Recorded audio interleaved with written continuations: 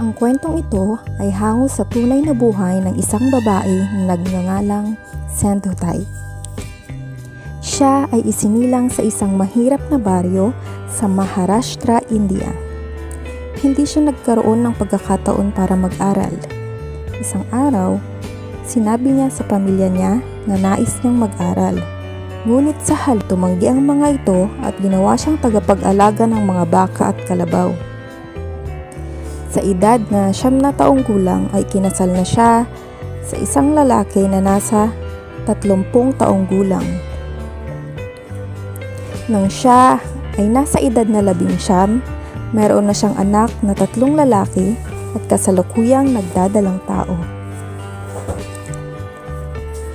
May isang tao sa kanilang baryo na sinasabing mafia, kung saan sinasamantala niya ang mga tao sa baryo, lalo na ang mga kababaihan. Pinagtatrabaho niya ng labis-labis nang walang bayad. Lahat ng tao sa baryo ay takot na takot sa taong ito. Pero si Sendhutay, sinuplong niya ito sa isang lokal na kolektor na siya ring namamahala sa mga pulis. Kaya natigil ang lalaki sa kanyang masamang gawain. Galit na galit ang lalaki kay Sendhutay. Kaya ang ginawa niya, pinuntahan niya ang asawa ni Sendhutay at nagsabi ng isang kasinungalingan.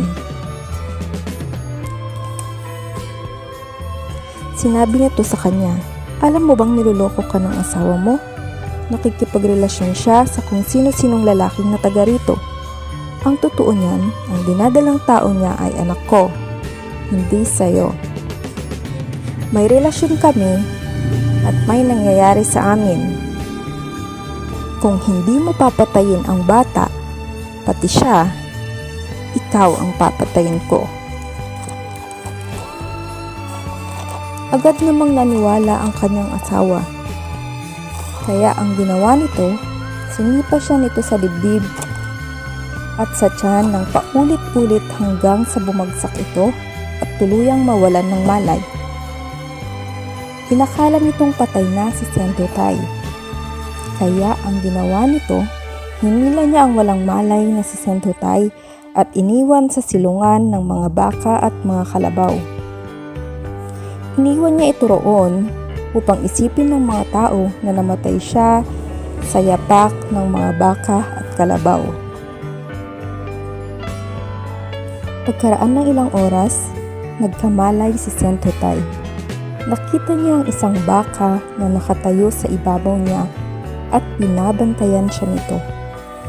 Maraming mga kalabaw at baka na palakad-lakad roon na malamang ay nakaapak-apak na sa kanya. Ngunit, tinataboy ito lahat ng baka palayo. At nang puntahan siya ng kamag-anak ng asawa upang tiyakin kung patay na nga ito, tinaboy ito at sinusuwag ng mga baka. Pagkalipas pa ng ilang oras, nanganak si Sendhutay ng batang babae sa ilalim ng baka. At kumuha siya ng bato para maputol ang pusod nito. At lumipas pa ang maraming oras na natiling nakabantay sa kanya ang baka. Kaya, nung nakaipon siya ng sapat na lakas, niyakap niya ang baka at nangako, "Tulad ng ginawa mong pagkupkup sa akin nang ako'y walang-wala, ganun ko rin kukupkupin ang mga taong nangangailangan." Isa itong mahabang kwento, ngunit walang sino man ang kumupkup sa kanya, maging ang sariling pamilya. Dahil may tradisyon itong sinusunod. Oras na ikinasal ka na, kahit kailan ay hindi ka na maaaring bumalik. Isa itong tradisyon na hanggang ngayon ay pinatutupad pa rin sa ilang lugar sa India. Hindi naging madali ang lahat. Natutulog siya at ang kanyang sanggol sa crematorium, kung saan kinukolekta niya ang mga harina na inilalagay Sa palibot ng katawan ng mga bangkay, hinahaluan niya ito ng tubig at iniluluto sa apoy ng sinusunog na bangkay upang mayroon siyang makain. Tunay ngang kalunos-lunos at nakakapanlumo ang naging buhay ni Sendhotay. Kaya, naisipan niyang magpakamatay na lamang. Kinuha niya ang anak niya at nagpunta sa riles ng tren. Humiga siya doon. Yakap-yakap niya ang anak niya habang inaantay na dumaan ang tren. Ngunit habang nakahiga siya, may narinig siyang umiiyak at tumatangis. Kaya tumayo siya at nakita ang isang matandang lalaki. Butot balat na ito, hinang-hina at lumpo pa ito. Umiiyak ito at nanlilimos ng pagkain at tubig. Kaya tumayo si Sendhotay at nanlimos ng pagkain sa mga tao roon at nabigyan niya ito ng pagkain at tubig. Biglang pumasok sa isip niya, hindi kaya ang lalaking ito ay mensahe ng Diyos?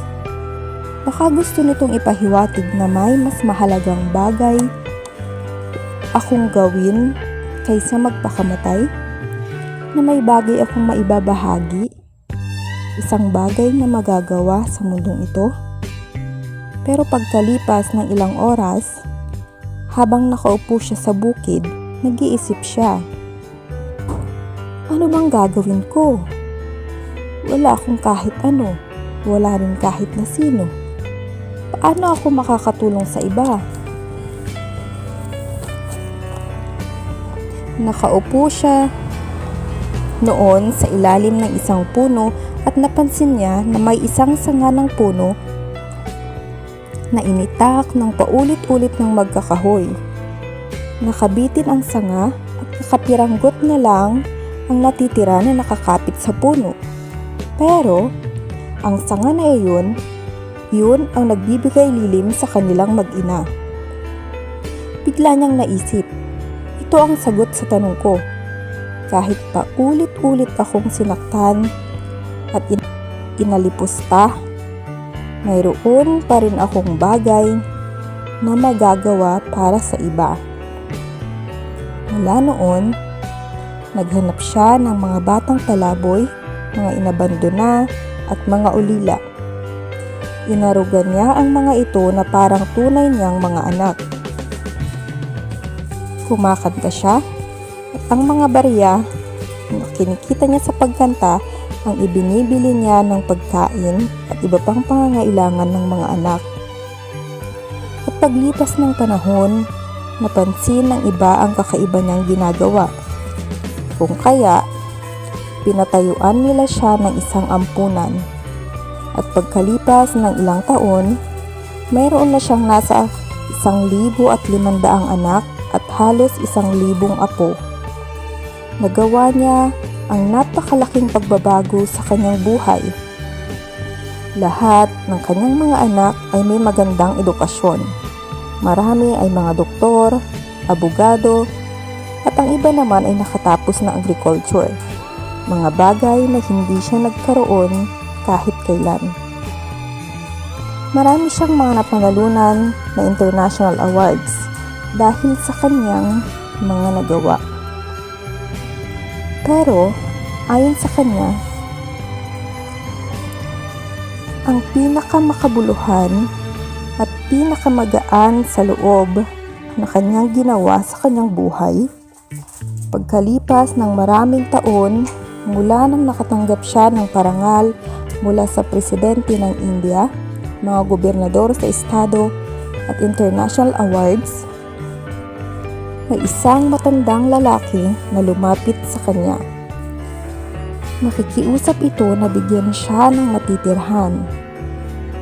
Pagkalipas ng ilang minuto, nakilala niya na ito pala ay ang kanyang dating asawa, ang taong walang awang nagtangka na siya ay patayin. Sinabi nito sa kanya, "Noong iniwan mo ako para mamatay, wala akong tirahan at naging palaboy. Ngayon, ikaw na ang walang matirahan at palaboy. At ako ay may maayos na lugar at maraming kasamang tao. At ayon sa kanya, ang pinakamakabuluhang bagay na ginawa niya sa kanyang buhay ay pinatawad niya ito. At sinabi, "Sige, bibigyan kita ng matutuluyan, pero hindi mo ako ituturing na asawa. Ituturing mo ako bilang iyong ina. At kapag may bumibisita sa ampunan, ipinakikilala niya ito bilang kanyang panganay na anak." Sa isang pagtitipon na kanyang dinaluhan, ay ipinakilala niya dito, "Nais kong ipakilala sa inyo ang babaeng ito na nasa tabi ko. Siya yung bata na isinilang sa ilalim ng isang baka. Siya ngayon ay isa ng medical doctor at kasalukuyang namamahala sa isa sa aming ampunan." Sabi pa niya, "Lahat ng mga trahedya at pagsubok na aking pinagdaanan ay itinuturing kong biyaya upang ako ay patatagin at upang makagawa ng pagbabago sa buhay ng iba. Ang lahat ng mga iyon ay awa at biyaya ng Panginoon. Ang buhay ko ay isang daan na puno ng tinik, pero kinaibigan ko lahat ng tinik na yun at naging maganda ang buhay ko. At ngayon, nakakapagbigay na rin ako ng kagandahan sa buhay ng iba." The end.